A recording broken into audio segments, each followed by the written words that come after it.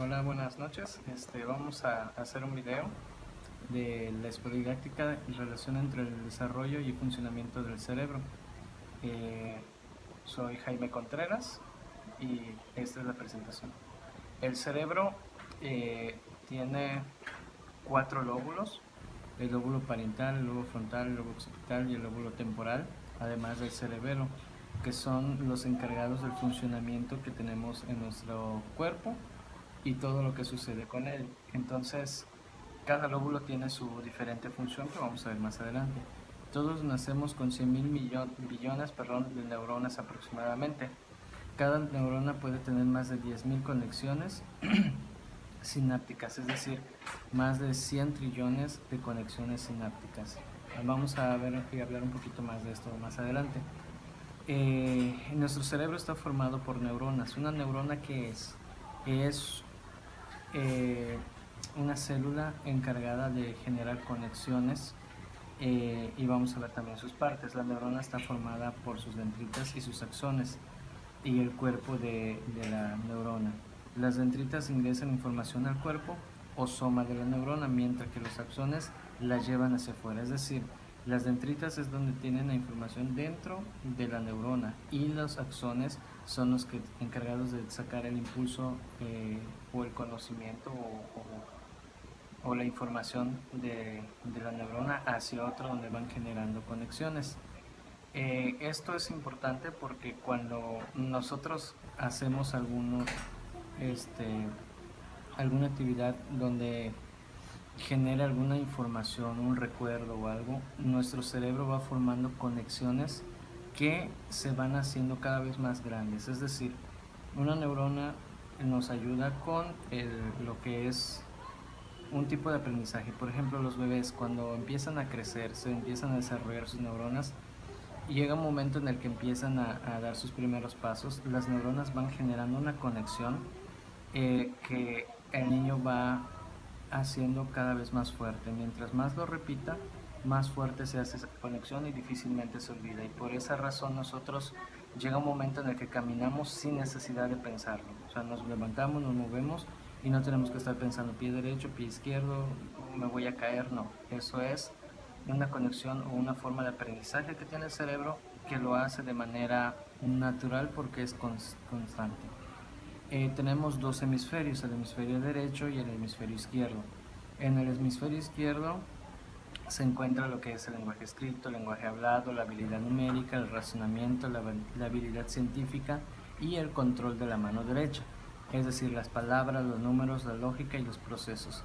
También lo que es conocido como memoria de corto plazo. Todo eso se encuentra en nuestro hemisferio izquierdo. En el hemisferio derecho se encuentra la perspicacia, la percepción tridimensional, sentido artístico, imaginación, sentido musical, control de la mano izquierda. Es decir, el lado derecho o el hemisferio derecho es el que tiene que ver con el arte, la música, la creatividad, sentimientos y la memoria de largo plazo. Todo esto eh, se va generando o se van uniendo, las conexiones neuronales de nuestro cerebro para poder hacer aprendizajes.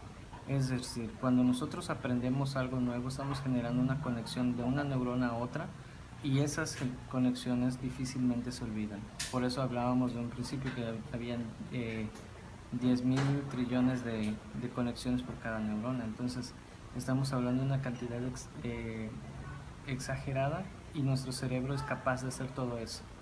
Eh, También habla sobre la plasticidad cerebral. La plasticidad adaptativa del sistema nervioso es para regenerarse anatómica y funcionalmente, es decir, después de estar sujetas a influencias patológicas ambientales o del desarrollo. La plasticidad es la capacidad de adaptarse del cerebro y de regenerarse.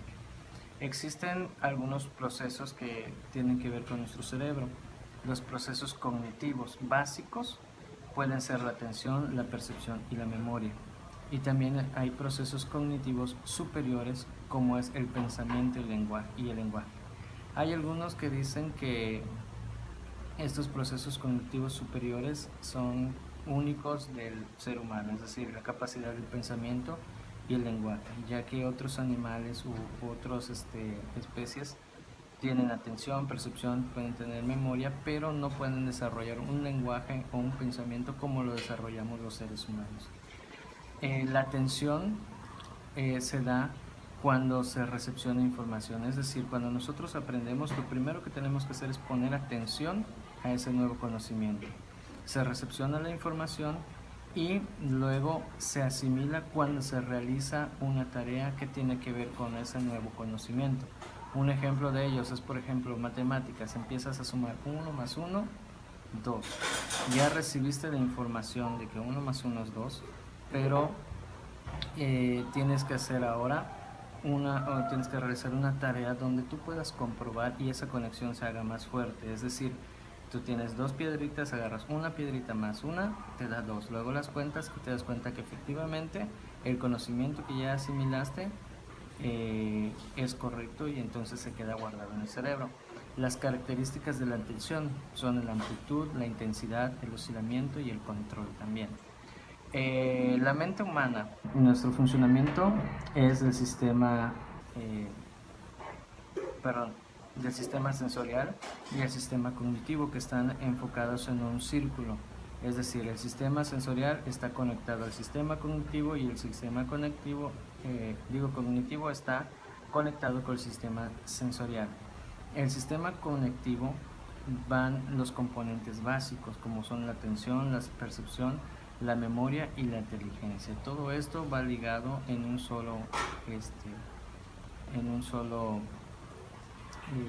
sola conexión, y entonces la mente humana realmente es muy capaz de hacer muchas cosas, solamente hay que entrenarlo. Como cualquier músculo, si tú no trabajas el músculo, no se desarrolla como debe ser. Nosotros tenemos la fortuna de que cuando estamos en contacto con conocimientos nuevos, la gente que está estudiando, la gente que está en constante aprendizaje y capacitación, tiene activo este músculo y por eso se puede mantener una memoria más rápida o más no le voy a llamar inteligencia, pero sí que pueda asimilar contenidos más rápidamente que otras personas. Los que somos músicos dicen que tenemos una memoria de largo plazo muy desarrollada, y esto es porque nuestro hemisferio derecho trabaja y tiene que ver cuando nosotros estamos tocando o ejecutando un instrumento, todas las conexiones neuronales que nosotros ya desarrollamos cuando empezamos a aprender a leer música, a tocar algún instrumento, entonces tenemos esa parte desarrollada y tiene que ver con la memoria de largo plazo. Entonces por eso es más fácil que un músico asimile y recuerde cosas que otras personas. También tenemos a ser creativos, porque es la parte que es la que más está desarrollada en nuestro cerebro. Ambas partes funcionan cuando nosotros tocamos nuestros instrumentos o cuando estamos estudiando algún instrumento. ¿Por qué?